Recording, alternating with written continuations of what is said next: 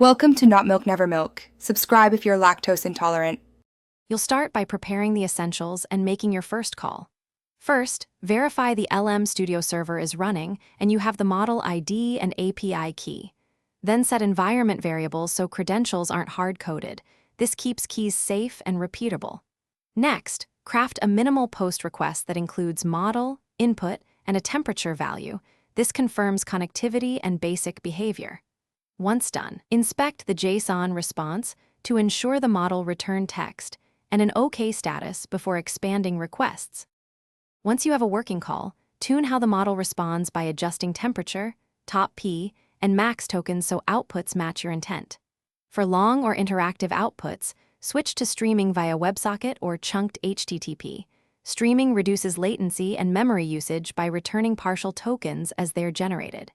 Make sure to structure prompts with system messages and conversation turns so context persists correctly across requests.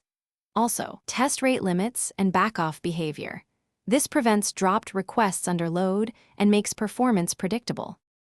Now finalize your integration by validating responses against expected outputs and adding unit tests.